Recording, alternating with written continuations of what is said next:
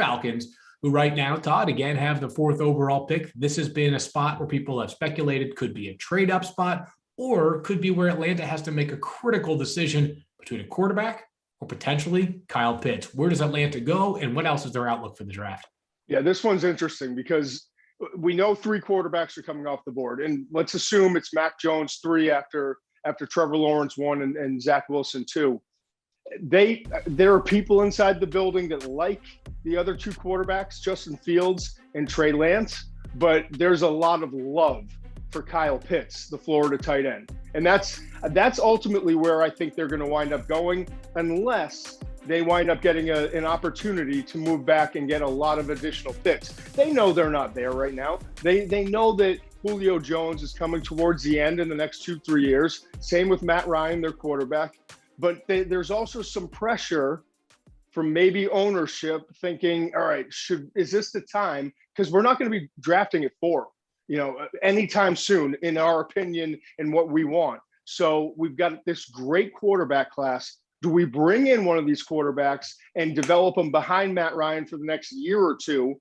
Or do we take this Hall of Fame tight end that we potentially think that Pitts could be? So it's a tough decision. They're definitely open for business. I know that for a fact.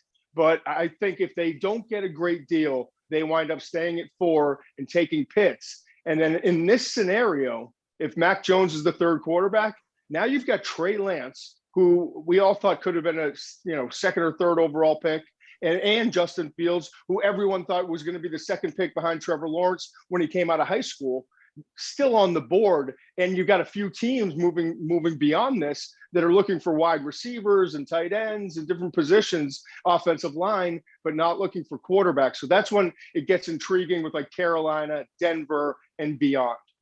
Todd, one thing I wanted to ask you about Atlanta is that there were a few reports, including the first one by Peter King, late Sunday night into early Monday morning. The team, Falcons, is going to explore a Julio Jones trade and that they may potentially have the framework worked out as soon as this week. As you know, draft is often the time teams are talking.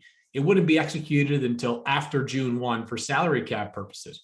Could the Falcons be sort of a sneaky candidate to draft Jamar Chase? I mean, if you were just stacking up the board 1 through 4, he's probably one of the 4 best players. They could be, but I'm fairly confident that Kyle Pitts, if they don't go quarterback, that he would be the choice there. And I know that he's not a quote unquote a wide receiver, an X receiver, but you can utilize him like one, and you can utilize them opposite or on the same side with Calvin Ridley. So if they want to go weapon, I think it's Pitts, and then Chase would be the next decision in terms of their pecking order. Thanks for watching ESPN on YouTube. For live streaming sports and premium content, subscribe to ESPN+.